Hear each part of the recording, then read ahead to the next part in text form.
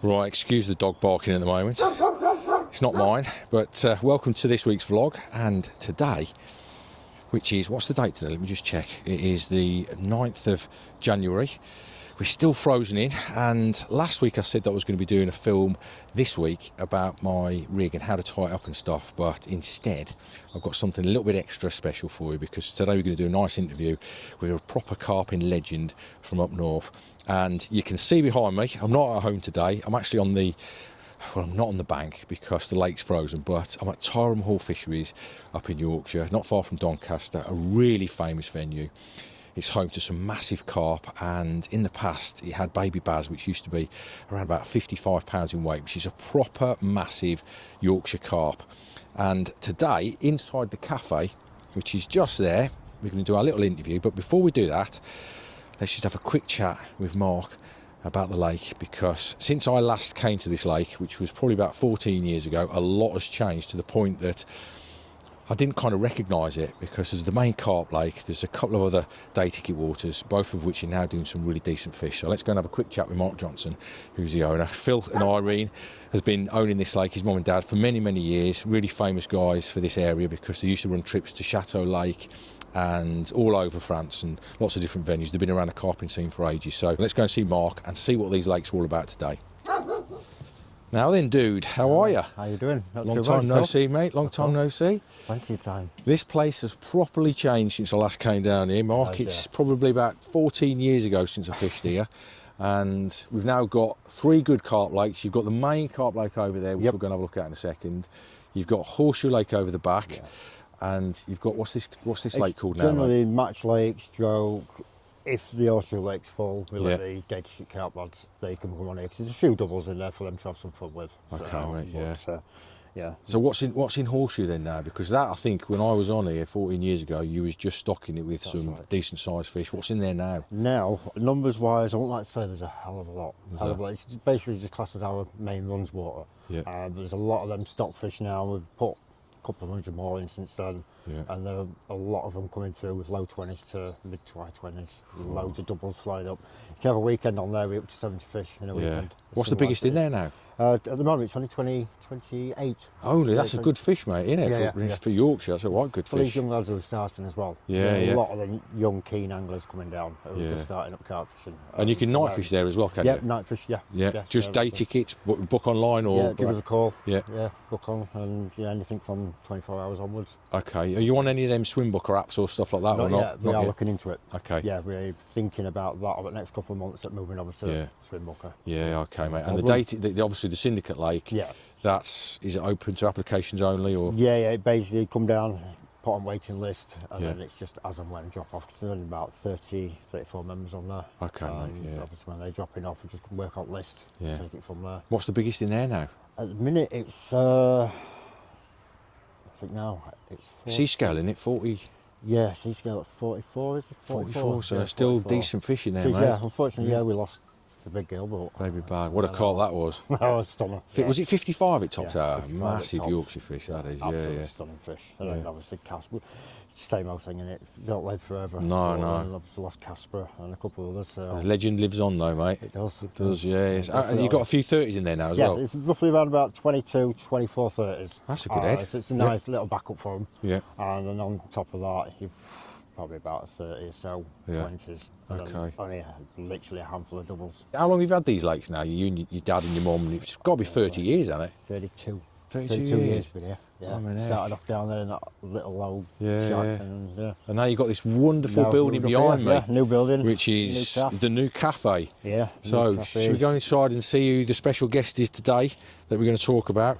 Other than your dad, he's in there, but he's camera shy, your old man. He is, he won't come in front of one. He's a proper legend, and all your dad is. Yeah. From running Chateau Lake trips to all over France and places like that. He's been around the scene for ages. He's been around, hasn't he? Cassien and everywhere else. No, I know you're a busy man. He's loving to get back to it, I know that. He is. But I know you're a busy man because you're on the phone a lot at the moment, doing all the bookings and stuff for the lake. So thanks for giving us the insight, Mark. No worries. Let's go in here and have a see who it is today. Right, here we go. I have got none other than Yorkshire legend. You are a legend, Geoff. You've been on the carp scene for about 908 years. Yeah, no, yeah. Haven't you, mate? Yes. You've been everywhere in carp fishing. When I was a young kid, moving up to Yorkshire, you were one of the names in Yorkshire. You're still a name because you've been everywhere. You've caught so many great fish in your life, mate. And I want to sit down today and talk about Geoff Crawford, the carp angler. We'll talk about everything because you've got a great reputation for catching big fish.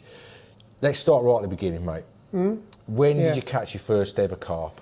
My first ever carp I caught from proper carp fishing. I caught it from Acaster Pond on floating bread crust. What year were it? Oh, crikey. I'd be about 24, so like 50 years ago. 50 years ago? Yeah. Man, that's awesome. It really is. I wanted, 24. I've been about 24 and I'm 74 now. Yeah, 50 years ago, yeah. So how big was it? It was only £10, but it was a big fish for me in them days. Yeah. Let me just move that mic a bit. I'm just going to put it to there.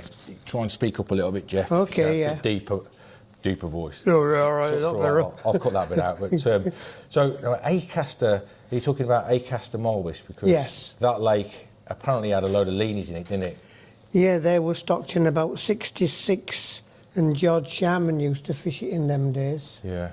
Don't know if you know George Yeah, Sharman. carp and a carp angler. Yeah, made some buzzers called night owls. Yeah. Did you ever come across George when you were on the lake?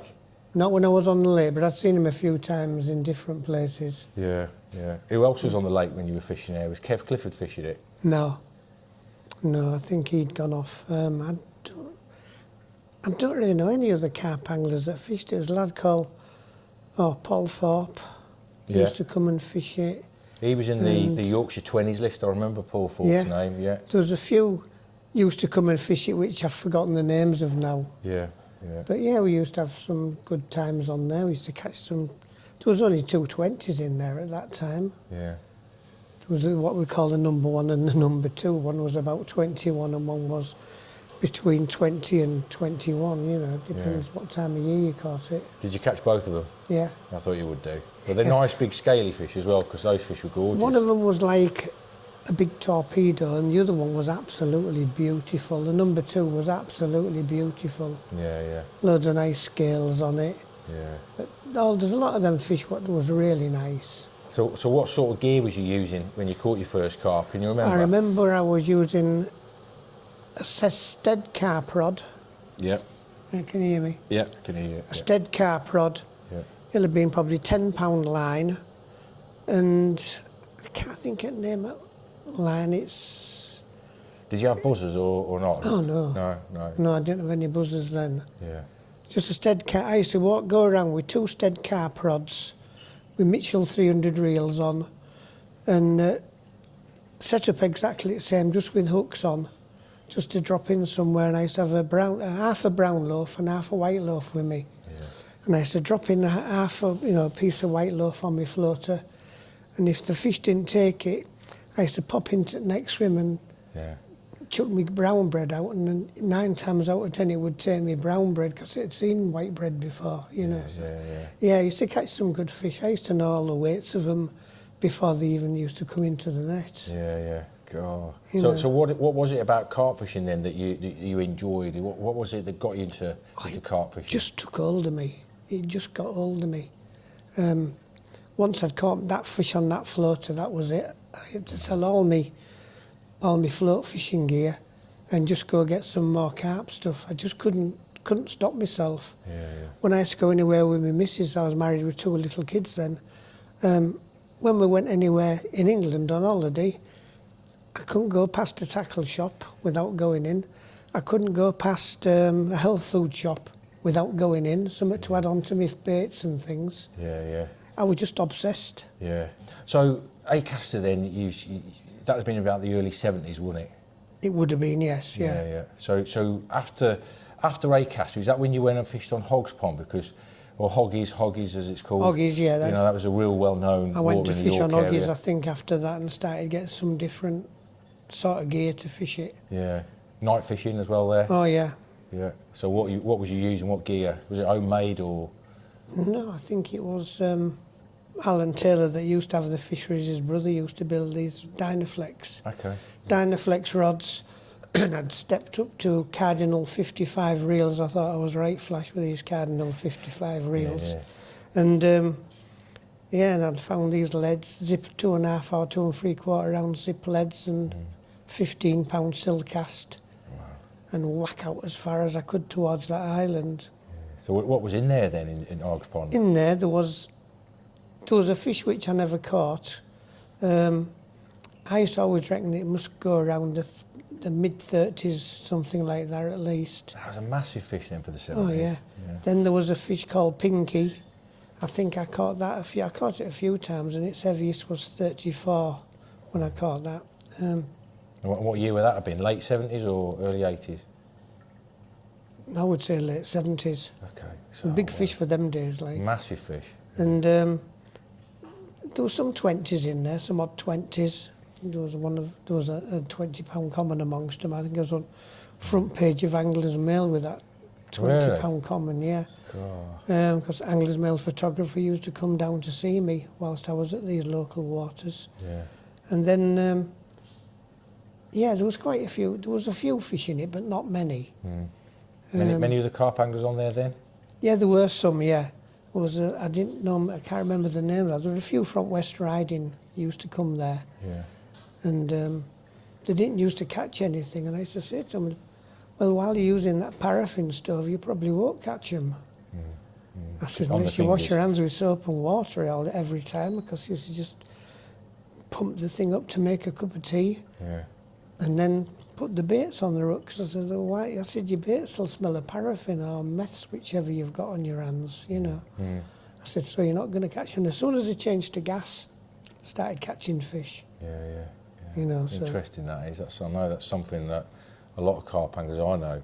I mean, I always wash my hands before I put the baits on. And when I say wash my hands, I mean in lake water, and rub a bit of I get some of the gravel and that in off the bottom, or mudding off the bottom, wash my hand. Even if I've just been for a pee, I'll still put my hands in water and wash my hands in water and make sure I've only got the smell of what's around them. Yeah. I'm exactly the same, mate. I remember it was Tim Paisley that persuaded me to do it for one of his editorials. And then fishing with Frank Warwick as well, washing your hands clean, especially if you smoke or if you, like guys now, they use vapes and things like that. I'd always be wary about tying my baits on. Oh yeah, it's Terry Hearn, I think, that told me about it. Yeah. About, making sure that your hands are clean. Well, he weren't around in the 70s, Terry Hearn, so he was doing it before. I was doing it before, but Terry Hearn was, mentioned about it afterwards. Yeah. So, from Hoggs Pond then, which was a really, an amazing carp, well, it still is now, there's still some decent fish in there. Yeah. Where did you go after Hoggs Pond then, and what sort of time frame are we on now? I would think late 70s, early 80s, I think I went from there to... Hommersfield? I think it was the Motorway Pond. Straight away in the 80s, yeah? Or maybe, no, it would be Waveney Valley. Waveney Valley, wow, yeah. And I fished Waveney Valley on and off for a couple of years. I'd a few fish from Waveney Valley, and then we'd been on there a while. Hommersfield was right next door. I used to Which Waveney Valley were you on, the D&E Lake or...? Yeah, D Lake. Yeah, okay. Yeah, I had quite a few fish from there. I remember fishing there once, and Lenny Middleton had seen me in the pictures, papers and that, so he'd come and sat talking to me. I was having a cuppa, and my rod went off, and when it went off, the big leather crashed out on the back shelf. So he said, oh God, you got the big leather on. So he's running along the bank telling everybody to wind in. Get your rods in, don't strike wherever you do. And I got it in front of me, and I'm bringing it up, and he says, oh, don't put pressure on it, Geoff. He says, let it just go around the bottom. And no snags there, then it got me stuck on something. Somebody said, oh God, somebody's umbrella must have blown in sometime or something, and I lost it. No. I lost it. I lost my temper and everything. I lost it completely. Yeah. So I'd never had a 30 by then. Oh, yeah. Yeah, so, it was all right. It was Lenny. He was a nice bloke. Yeah. He used to come round for a cup and sit with me nearly all day. Was that the biggest fish in there then, the big leather? There was a big leather, and there was a one with a scale on. I don't know what they call it now. Yeah. There was two on the 30-pound bracket. It used to be enjoyable. It was nice. You only could use 2 rods, which was enough for that place anyway. And each side, and you could only fish one side of the lake on D and D. So you could put it right tight to the other side. There was no You know, it's only width limit where you could put it to, which was a part of your swim. But yeah, I used to really enjoy it down there. Yeah. And then Hommersfield back in them days, what was in there then? Ooh, I joined Hommersfield after Waveney Valley. The biggest fish in there was spike, and it was about 31, something like that. Yeah. I used to catch a lot of fish. Everybody had nicknames, like there was Disco and the Major, the posh bloke called him. He used to talk like that, you know. Like Rob Hughes. And so I nicknamed him the Major. Yeah. Was Dipstick. Oh, he was a bit silly like at times, but that was his nickname anyway. There was a lad who used to wear white shoes all the time, so he was called Disco. Right. So yeah, we all had nicknames. I was Superstar, of course. They used to call me bloody Superstar. I used to feel embarrassed about it, but yeah, we had some good. I had a lot of fish from there, a real lot of fish from there. Yeah. I had spike at to about 31, I think. I'd only been on there. I'd been on there a year after it, like, but Yeah. I caught that the next season.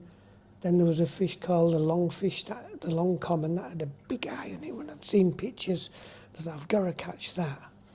And one night I was just going to go to bed.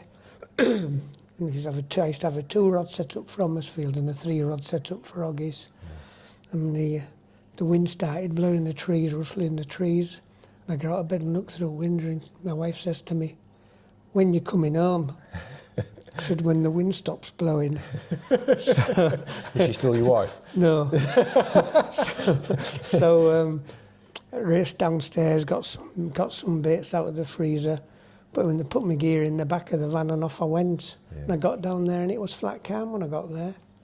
I bet you still caught though, knowing you. Yeah, but I'd seen a lad on the other bank, and I went around for a cuppa with him, and I said, "Where's the wind?" And he looked, and I didn't have any gadgets then to see the weather. Yeah, yeah. And he looked at the thing and says, "Oh, the wind's due to come down here into the Bog Bay at any time in the next couple of hours." So I went and set up on entrance to the Bog Bay, and you could see them flattening the ripples on the waves. I was setting my stuff up. Mm.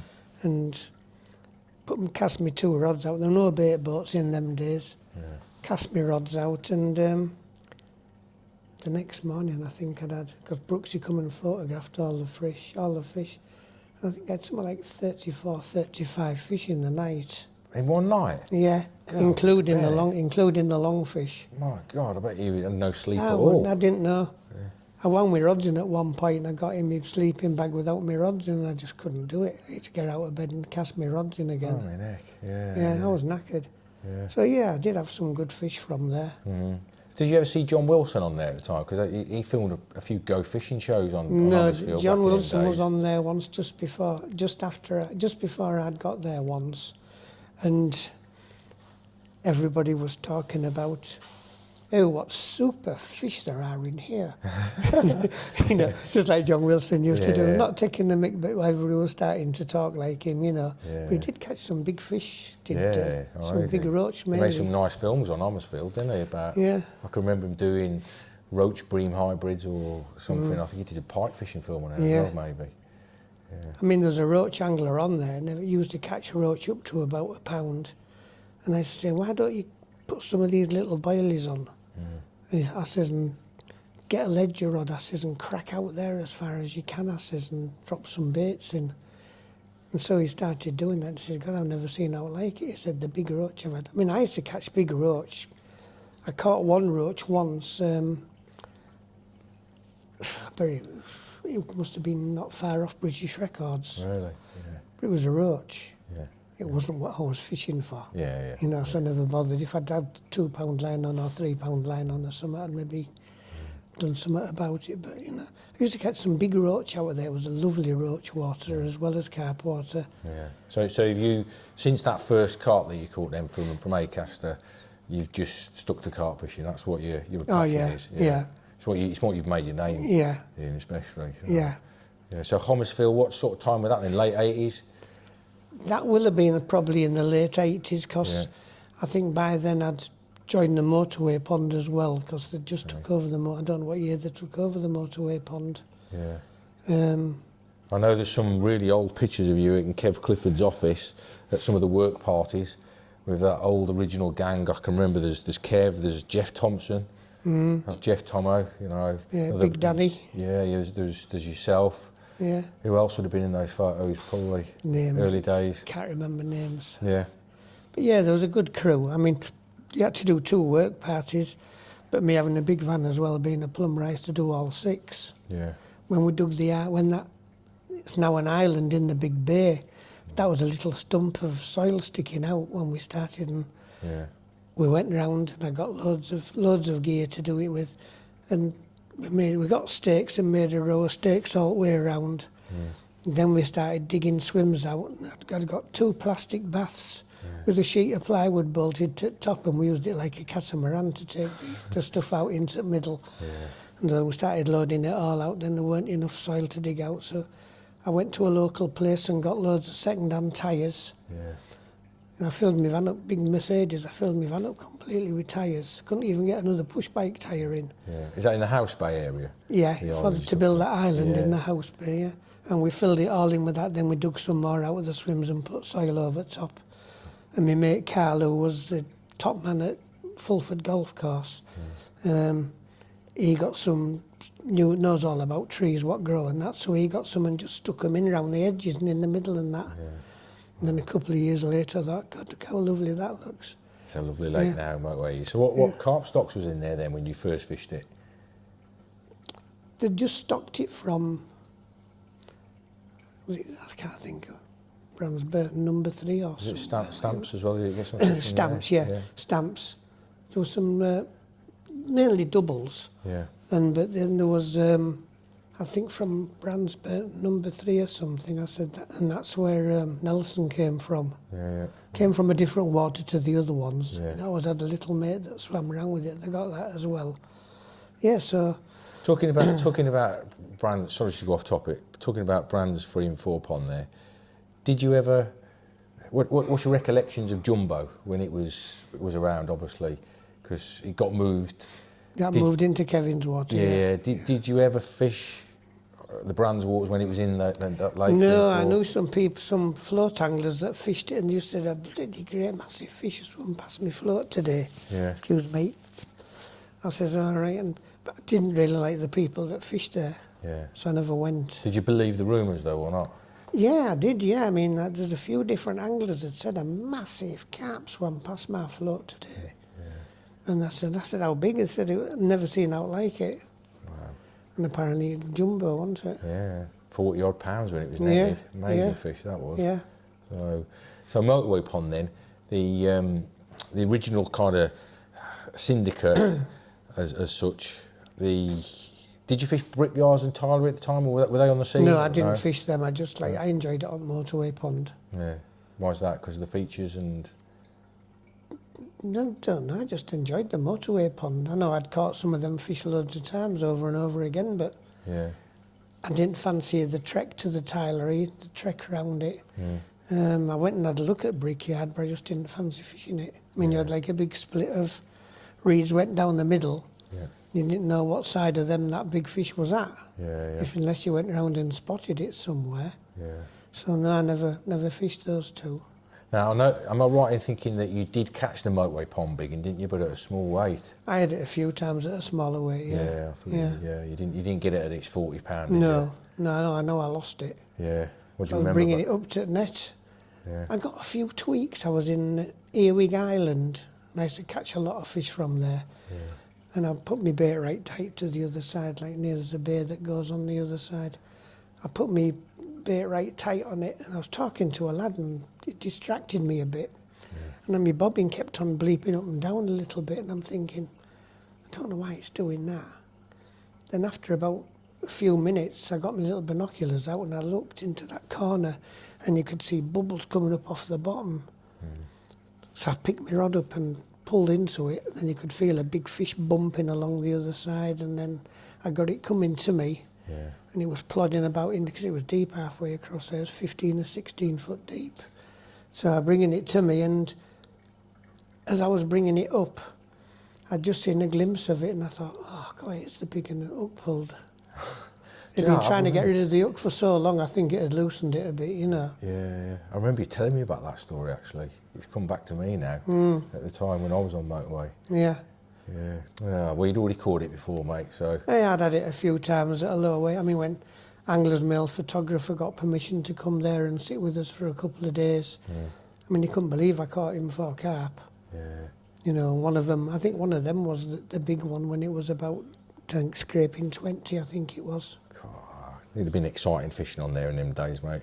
It was all the snags in the middle and that, you know, it was brilliant, but there were so many idiots on there actually casting over the snags and that. Kevin decided they've got to come out, which you can see for the fish's safety they did have to come out. Yeah.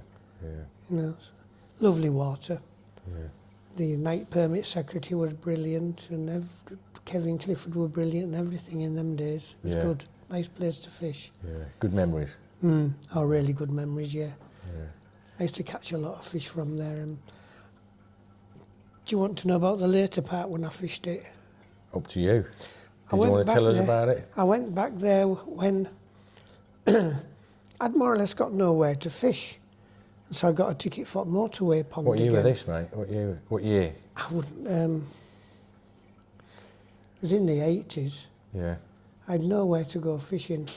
Couldn't think of anywhere to go where I could enjoy myself. So I got seen Kevin, like, and he let me have a night ticket again for Motorway Pond. Yeah.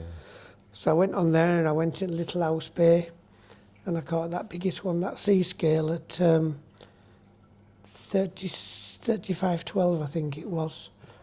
I mean, I know you changed its name to Crawford, didn't you?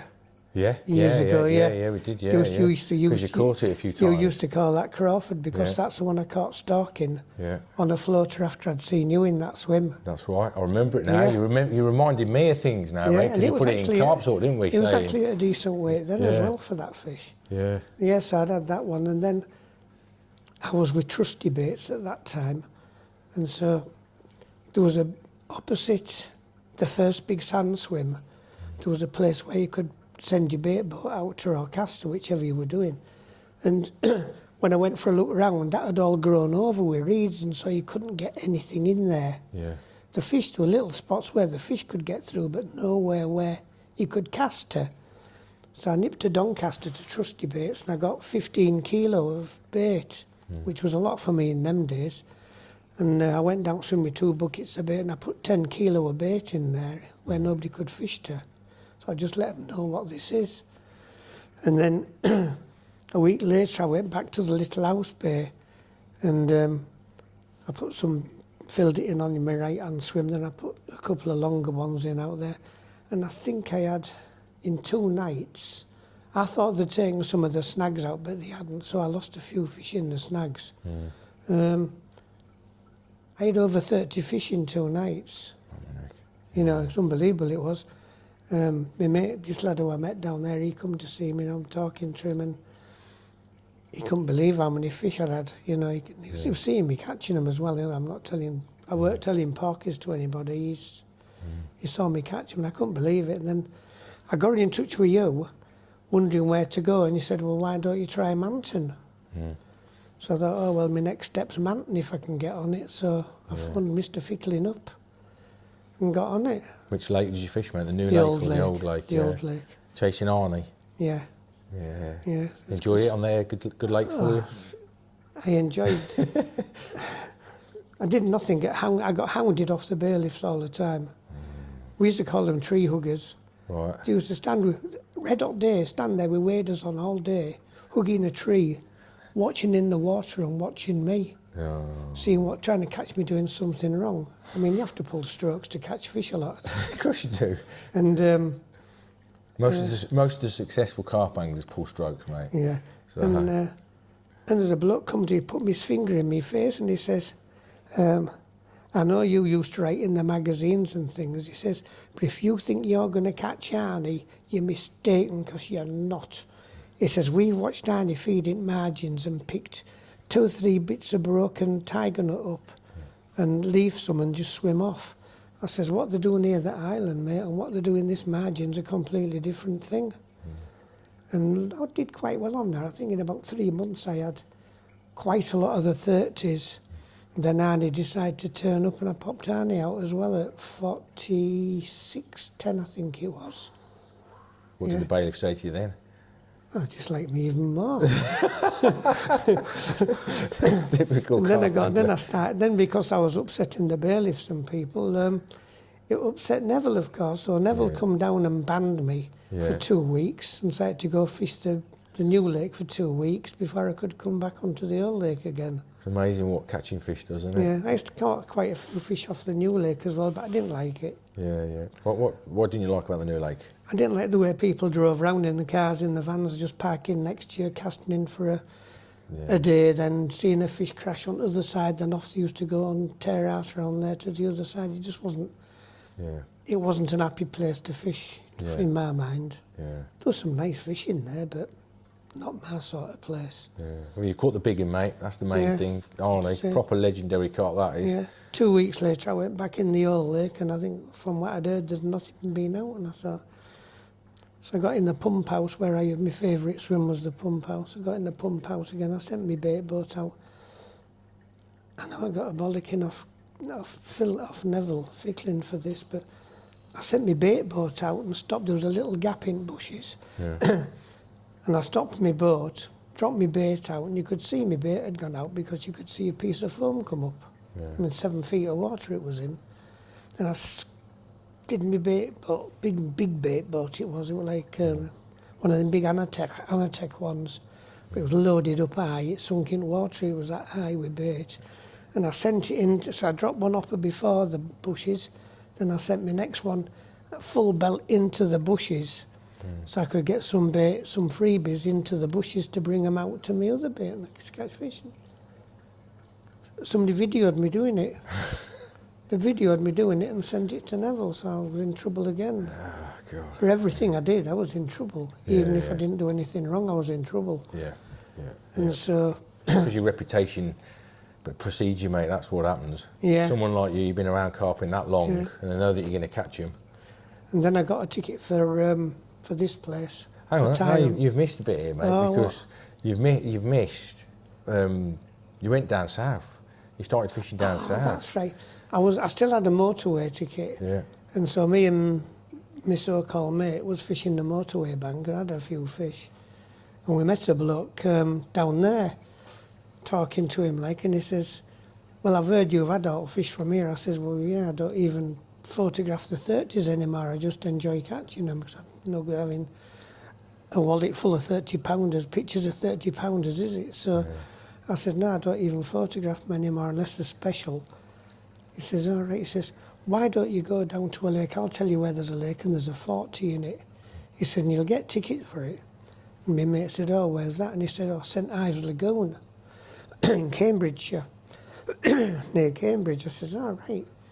So he gave us a telephone number and told us how to get there. So we phoned up and we both got tickets and went down. Was Gordy running it then? Gordon House? Was Gordy running it or not? He runs it now. Don't know what they're called anymore. No, I don't. It was a tackle shop, I think, or something. I phoned up. I can't remember. But I got on there, and when I saw it, I thought, oh, God, this is lovely. And I used to sit fishing that, and it took me ages to get a bite. And it was quite hard, really. I mean, I was told there was about 45 acres in it, I think. And I was told there was 45 fish in it, but there's only about 8 or 10 of them was catchable. There's only 8 or 10 of them would eat a bait. So I thought, oh, well. Ten Changley used to come down talking to us. Have you had out? I says, God, yes, I've had about 8 bream. He says, how big? And I showed him, so I took a picture of one and showed him size. He says, Christ, he says, what weight will that be? About, was it 17, 18 pound? He says, bloody hell. And so he said, how did you catch him? And I actually gave him some trigger. I was on trigger then with Nutribaits. So I got give him some trigger, and next time I saw him, he said, I can't believe what I've caught. He says, fishing how you've told me to fish and what bait to use. He says, the tench, he says, and bream I've caught was unbelievable. But I said, yeah, but that's not what I'm after. I'm after two fish. There was the fat lady and the black pig. Was there many anglers on there when you were on there? Yeah, there was quite a few on, I don't know names because there were a lot of these. I remember, just sorry to butt in, mate. Yeah. I remember, just from my memory, because obviously you're from York, and I remember another Yorkshire lad catching the fat lady around that time. Was it Steve Noctor? I think he caught the fat lady. Either you were before him or he was before you. I can't remember. No, Steve Noctor. I didn't know whether he'd had it or not. Yeah, he ended up in Carp talk at the time with that fish. Yeah. And, Right. But I don't know whether... my memories of that fish is that you... Did you catch it before Terry? Or after Terry? Oh, before Terry. Yeah, I thought you did. Yeah, I thought you did, yeah. And I think Steve did. Because when I was talking to Terry once about it, he was getting right upset with himself, saying, I just can't catch it. Yeah. And I can't catch it. Yeah. But yeah, when I got that one, I mean, I'd heard from rumour that everybody who'd caught it had caught it using braid. And I thought, well, I'd never used braid before, and I'd got these, like, 13-foot, 3.5 pound test curve rods, like, and I thought, they're a bit powerful, but anyway, I put braid on my reels and went down with some braid. Yeah. And I sat there on point watching and wind was coming in really, really hard towards me, and I thought, well, they've got to be here, and I know it's about 10 foot in that area next to the right hand side of the island. They've got to come alongside of that island with it like this, so I sent my hand, I had a little bait boat, I sent my little bait boat out, and it was like, it's like going into a tsunami for my little bait boat. I thought, if it turns over and sinks, it's just hard luck, you know.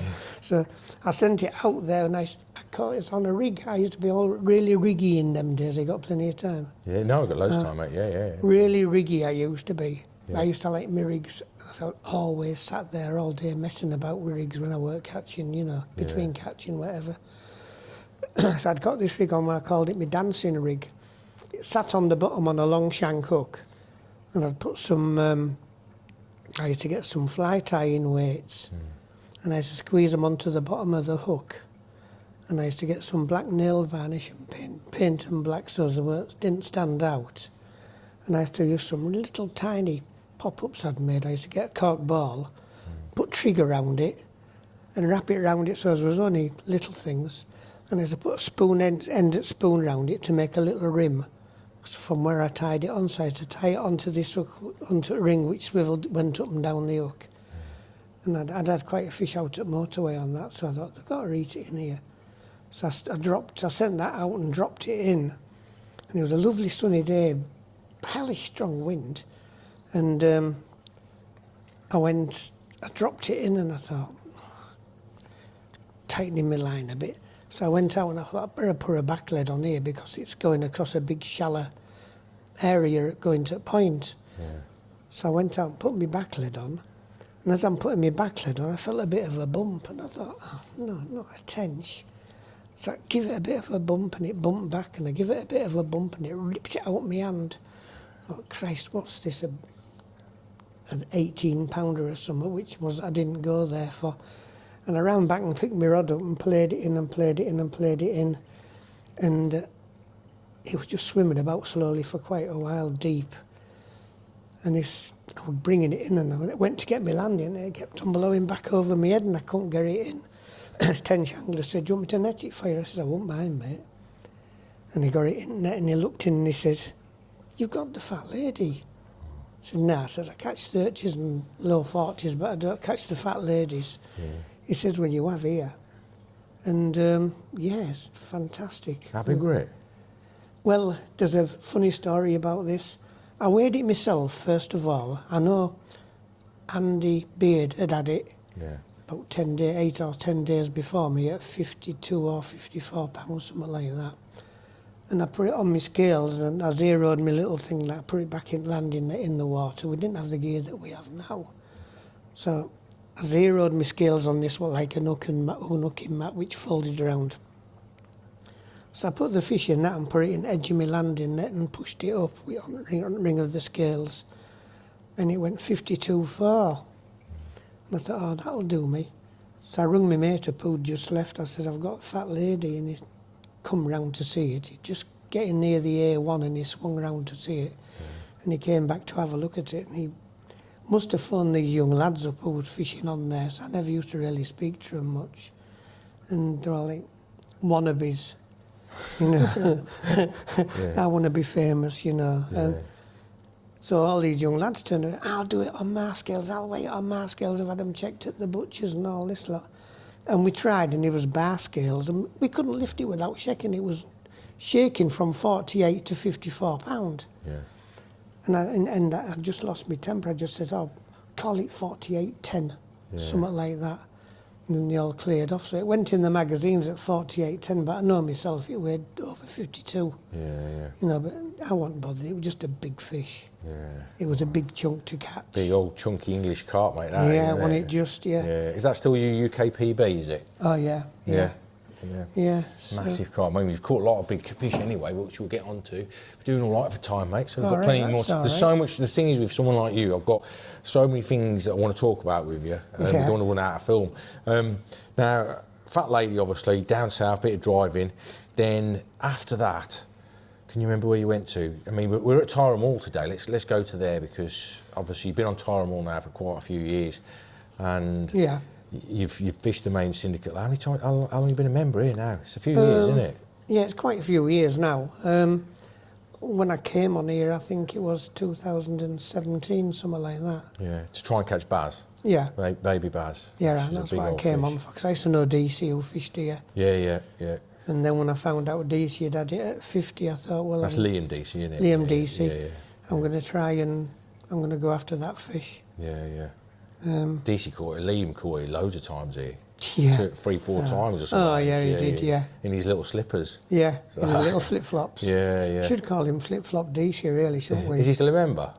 No, but I think Phil will let him come on any time he likes. Yeah. You know, he's a good bloke, Phil. He's quite easy going, really. Yeah, he's been around the scene for a long time, a hell of a long time. Yeah. So you came in there to catch bass. How quickly was it that you got it? Did you get it in your first year, or? I think 3 months. Is that what it took you? Oh, mate. Yeah. And how big were it? £48.12. So what do you remember about that capture of that fish then? What was the conditions like? What was the bite like? It was fairly calm, really, but there was there's an area on Peg 19, which is where it used to come from regular. And DC had told me about this, and they were just like, the swim had that much battering. There was about 2 little lily leaves left up, and it was just before Peg 4's bar. And sent me bait boat over there, dropped it in. Halfway across, I dropped a back lead on it to sink my lines. And then my other rods went in just a couple of other places. One went down to my right and one went to the left towards, looking towards Peg 8. And I sat there, so my indicator kept on bleeping. I'm thinking, oh, God almighty, what the hell is this? It's not a bream and it's imperfect, you know. And as it was doing it, I saw this massive bow wave near me bait. And it was a massive bow. I've never seen a carp do such a big bow wave. I've been to Cassien and never seen a fish do such a big bow wave as that's done. And I thought, crikey. And a few more bleeps, and I thought, oh, be a tench hanging on end. When that big thing's moving about out there, I'm not going to sit with the bream hanging on end. So I picked my rod up and hit it, and my rod just buckled over and just went by me. And it was halfway down the island by then, so I jumped in the rowing boat straight away, chased after it. And when I got out there, it had gone right into the lilies, well into the big lily bed. And I thought, I have to chase after this. And when I got there, of course, there was another line in water, it had gone under, so I got there, I had to put line over my head to get a bit further into it. And then I stopped when I got into the lilies, because I couldn't see where it was. And all of a sudden I saw lilies moving, so I went a bit further and a bit further. Then it had gone a bit more, so I'd gone a bit further, and there's a little slight bit of a clearing. And really it was in the margins of what's now nearly in the edge of Peg 18, nearly just left of where I was stood nearly. And I would never have got it from where I was stood. So I chased after it with this rowing boat, and I thought, could be a 20 this, it feels quite a good fish, you know. And I got over top of it, and I'm pulling it, and it wouldn't, little 10-foot scopes, and it wouldn't come up, and I'm thinking, oh God. So I'd got a 50-inch landing net with me in the middle of a lily bed, which is a thing you don't need, you don't want. And I got me landing net sunk so far down and it wouldn't come, so I leaned over at front of the boat and I started pulling my line bit by bit. I put my rod down with clutch set in case it roared off again, and I was pulling it bit by bit, and I can close my eyes and see this now. And when it surfaced, it come up and I thought, oh my God, look at this. It's got to be Baz or Big Lynn. It's got to be one of them two. And I got net underneath it and got it in the net, and I thought, oh my God, I couldn't believe the size. So I got Yorkshire back. 40-pounder. Yes, I got back to my swim with it, and bailiff Pricey used to always say, if you catch one of the big four, he says, you know, you don't matter if it's 2 o'clock in the morning, you got to ring me, and I'll come out to you. So I rung him, it was light in the morning, it'd be about 5 o'clock in the morning, I think, something like that. And he came out to me. I said, I don't know which one it is, Big Lynn or Baz, I don't know which it is. So he came out and he looked and he said, oh, it's Baz. And he says it come out at 51 summit not long ago. Sorry about me. Yeah, it's all right. And so, so he weighed, you know, all his workmates came with luminous orange clothing and that for doing roadworks and that with him, you know. Yeah. So they got it up the top of the bank, and then we got scales out, our scales out and everything, and weighed it, and it was 48.12. And I thought, I mean, they said, oh, it's a shame it didn't go 50. I thought, well, it don't matter, 48 pound, 12 ounce fish in pristine condition. In Yorkshire. It weren't a fat fish like the fat lady, it was a big, fully shaped fish. Beautiful carp. You know, lovely fish. And of course we did the pictures and I put it back, and yeah. Is that your biggest Yorkshire carp to date then? It is, yeah. Probably, is it your most favourite, do you reckon, or? It's between that and Arnie, I think. Arnie's not Yorkshire, that's Lincoln. Oh, it's Lincoln, isn't it? Yeah. Yeah, it is. It's my favourite Yorkshire fish then, Yeah. And you're still on here now, you're still fishing on here now, still enjoying it on here? I absolutely love it. I enjoy it. You got peace. You got a bailiff who can get stroppy if he catches you doing out wrong, but that's his job and he does right. I mean, Jamie Price is the bailiff, and he's a fantastic bailiff. Yeah. He runs the place, you know, helps run the place well. If he sees an idiot on there, they'll get a bollocking first time, or he'll just chuck them off, whichever. It's got a reputation, this fishery has. I first came in here about 94, and when they first got hold of the lake, and it's gone from strength to strength. It's a lovely lake. I had a great time on the syndicate here. You've said exactly the same. You know, it is a wonderful fishery, wonderful syndicate. So all the people on it are so friendly. Yeah. You know, I mean, it's a great water. You know, you catch your fish, and can you give us? Because I'm getting an old one now. Yeah. And he says, you know, if I catch a big fish, I get it into net. I can't really get it from net into unhooking mat sometimes. It's too heavy for me. And I just nip to somebody and say, or ring one of them and just say, can you come and give us an hand with the fish? Nathan's here every week and just about. So they'll come and give me a hand with fishing. It's brilliant. Nice atmosphere, all friendly people. You got a cafe here. And dartboard and a snooker, a pool table. I've never done that. It's great for a bar, this is. TV to watch the footy if you want to and everything. I just come down and sometimes have something to eat and a quick cuppa and get back to my rods again, you know. But it's lovely. Great. It's a lovely place to fish. Best place I've ever fished. Yeah, that's why you've been a member on here for so long. Now, just want to rewind a little bit there though, because you mentioned Cassien, you fished Cassien. You know, what year did you go to Cassien then? Have you fished much overseas as well? Have you done much overseas fishing? No, I haven't. I went to Cassien when the first, just after, I think it was just, I don't know if it's just after or just before I think. The 80s Just then? before Kevin Ellis caught that big one. Wow, okay. Yeah. So I went over there, me, Dave Moore and another lad. Just remember what I said. Yeah. Did you catch? Two's company, three's a crowd. Right, okay, yeah. Just put it that way. Did you catch though, or? I only got one in the end. I got one that night. You caught one? It was a 36. Well, that'll do from Cassien, Yeah. But the fish were there. It was good fish, the spawning bay then, and they were in the spawning bay. Yeah. I mean, I handlined Dave's big fish for 1.5 hours in the reed bed. Right. If you'd pulled into it, the reeds were so sharp. How big is it then, Dave's fish? 64. Okay, yeah. That's where I first met. Names of Briggsy? Me again. Briggsy? Steve Briggs?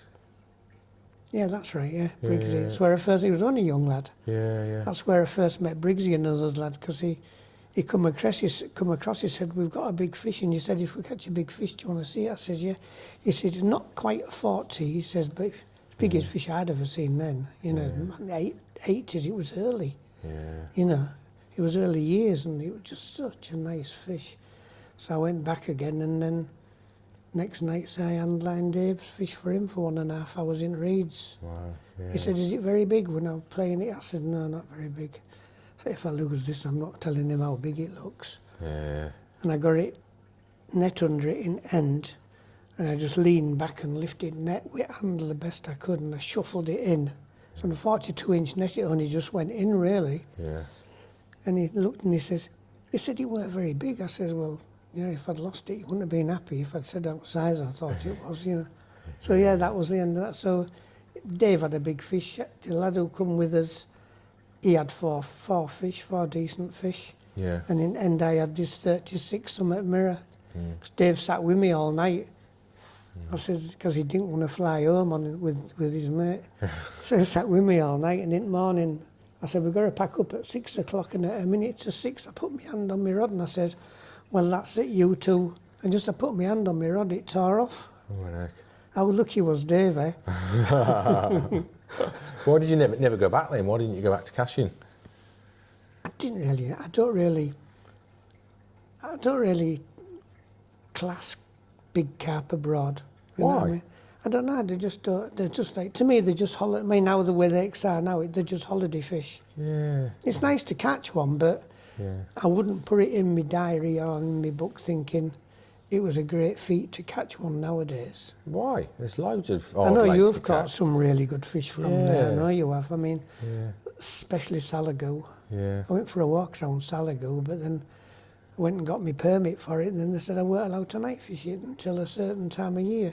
And I didn't know that after I'd spent all day waiting to get a photograph taken and for a permit and that. But yeah, I've looked around Salagoo and that, but I've had nobody interested years ago, to go with me. I bought a big van specially to go to Salagoo and places like that, but nobody was bothered. Yeah. So I just lost interest in going abroad and just concentrated on English waters. Yeah, I mean, English fishing it's home, isn't it? It is. They're special, you know, but they are special overseas as well. There's loads of lakes overseas that's special, depending on how much fishing you've done. I think if you'd done a bit more foreign fishing, you probably would appreciate it probably a bit more. Yeah, if I'd been there with some of my mates who I've fished with quite a lot lately, you know, I'd have been all right. Even Phil said if I went with his trips, what he used to run from here, he says, with you being as old as you are, he says, you know, we'll let you use a bait boat on Chateau. You know. So I would have enjoyed that, you know. Food cooked for me, that would have been nice. At Cassien, you weren't even allowed to use a burner, you see, to make a cuppa. Yeah. So I used to have not even allowed to fish nights on the bank. Now, you said earlier on off camera as well, your health's not been very good, has it? I'm really badly. Yeah, did you say, I heard you saying something to Phil about the doctor said, what's your diet? And you told him it's just carp fishing food. So what have you been eating over the years then? I said, when you think at Motorway Pond, when we used to fish there, I mean, Danny and all of them used to laugh. And even Paddy from... Paddy Webb, yeah. Paddy Webb thought I was disgusting. Why? I used to have one frying pan and one mug and a knife and fork, and that was it.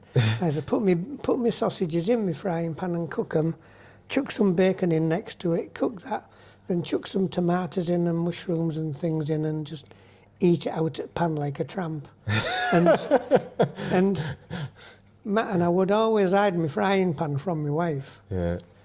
And I had that frying pan not washed for absolutely, it must have been 6 or 7 months. How dare Paddy say that that's disgusting, because for all the years I worked at Carp Talk, I don't know if he's watching this, Paddy, he had a car, right, and every break he'd go out and have a fag, and he'd have a McDonald's and stuff like that, and he went into his car, and I am not kidding you, the passenger seat had got about 30 or 40 McDonald's wrappers and boxes in it, and then his fag tray was like, honestly, it was about that deep, of just ash, Oh. and he looked absolutely disgusting. So I don't know, Bev let him do that. yeah, I know his house is lovely and tidy because Bev looked after him. She's lovely, is But his Bev. car was filthy. So for him to turn around and say that about... Well, I think what he meant, he was eating something as filthy as that. I mean, Yeah. my frying pan was absolutely disgusting. I've got to admit it was disgusting. But anybody who did a bacon sandwich, they say, "Oh God, how come your bacon tastes so nice, Geoff?" And I was never ill with it. Yeah. So what did the doctor say to you then when you the found out doctor in what the you were hospital eating? found out, you know, they said, do you eat much bacon and fatty food and that? I says, well, yeah, I do. They said, well, what do you eat? I said, I eat a lot of bacon, you know, salt in bacon clogs your arteries. Yeah. The fat in the fatty food clogs your arteries. So then I had a massive heart attack, then ended up in hospital, and I've had another 3 heart attacks since. Well, you're still here. They can't finish you off, can they? No. You'll probably end up carking it in a bivvy night. Yeah, it's only the good that die young, innit? Yeah. You're still going though, mate, which is what matters. You're Yeah. still out fishing. How often are you out fishing now? Anyway, you out every week or? Last year my health wasn't very good. I came here a couple of times and Pricey went and told somebody in one of the swimmers, just keep your eyes on Geoff, because I think he's going to croak it. Yeah. That's what he said to him. Yeah. Keep going, keep nipping round and checking on Geoff, will you? Yeah. Which is nice, you know. I mean, you can come here and you feel a bit more relaxed. Yeah. But yeah, I mean, my health has been really bad. So what's your fishing ambitions then? Have you still got any left now of all these years? Yeah, that you've there's a carpeted? fish in here I never caught. Right. I never caught sea scale. Right. Okay. Is that the one you're after then at the moment? Yeah, I'm after sea scale. I mean, there's other fish to catch. Yeah. Because of these new fish that's gone in. Yeah. There's a lot of fish to catch. And, but I lost sea scale this year. I had my arm around it. I was hanging out with the boat and I got my landing net in the water, but my landing net caught on the fiberglass hanging out on the bottom of the boat. Yeah. And I couldn't sink it far enough, so I'd got my arm, I was hanging over the edge of the boat at 2 o'clock in the morning. And I got its head in, but I couldn't get the rest of its body in, and it just went crazy and swam off, and the line went, and that's it. So what? Other than this place, then, you know, catching sea scale, is there any other fishing? There's another venue ambitions which you've we've got? not talked about really, which I've forgotten about. Was that 180 acre water that you're fishing? Oh right, okay, yeah. I fished on there when 160 acres. I've been told. 160 acres. That's is what it? I keep getting corrected. Originally, I was told it was 200. I was told it was 200, and I put 200. It's bigger now than when I used to fish it years ago. Yeah. But we went on there a lot of years ago, and the biggest fish we could catch was a 27-pound common. We'd catch these like 15 or scraper 20-pound mirrors, and that, but that's all we could catch. We fished different areas, and wet wind was heaving to us and things, but that's all we could catch. So I'd had a bit of an argument about something with the lad I was fishing with, and so I cleared off and didn't fish with him anymore after that. And so I never went back there, but Liam Deasy took me a couple of years ago when he could take a guest on. And because I only use 10-foot scope rods now, and little Shimano little big pits and 550s. 550s. And I know where you fished to on that area was. It's well over 100 yards out, and it was windy. It was so windy. It was like when you stood in water. I mean, it was a lovely day, and the water was dyed blue. And when you stood in the edge with your shorts on, it was just like being at Scarborough with big waves coming in. Yeah. So washing from my knees over my belly, you know. So now this big bait boat. So I sent it out, and we marked my line up, because you can't fish more than 150 yards, can you? Yeah. We marked my line up with a 150-yard mark, and I dropped it on this big plateau in the middle that I knew was there anyway.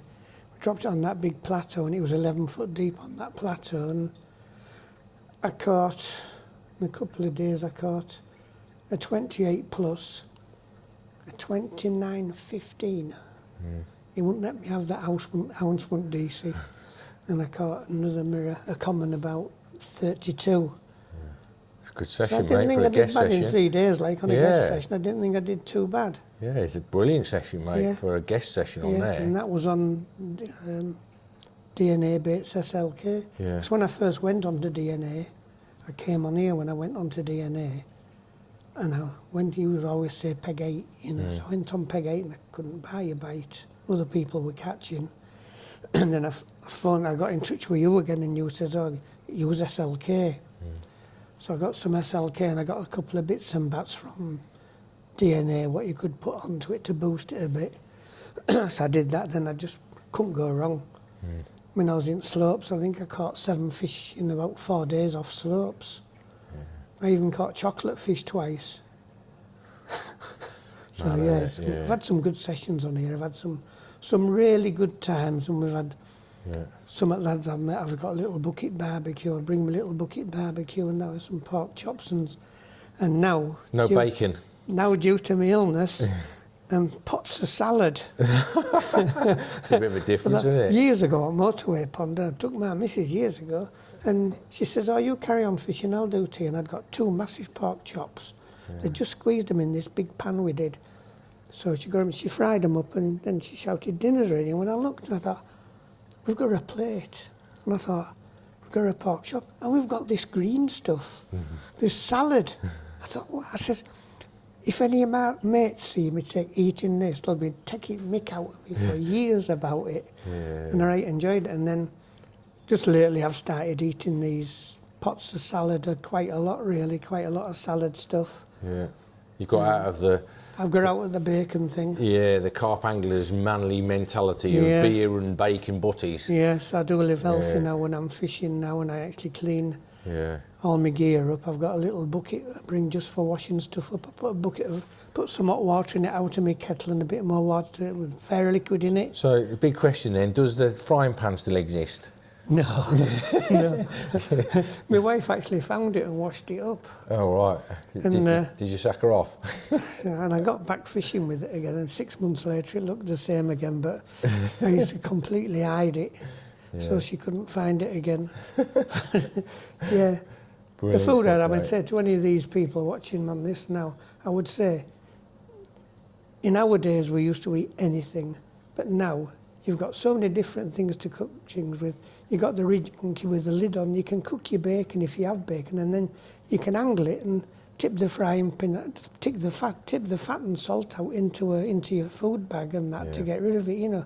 So there's no need to fish with stuff that we fished with in them days. You can fish healthy and maybe live a bit longer. Yeah. Well, hopefully you will live many, many more years longer, Geoff. We are now out of time, mate, and it has been absolutely awesome chatting with you, mate. It is, catching up with you, and I haven't seen you for a while. No. And I know full well there's going to be loads of lads out there watching this just because it says Geoff Crawford, because you are a proper Yorkshire carp angling legend, mate.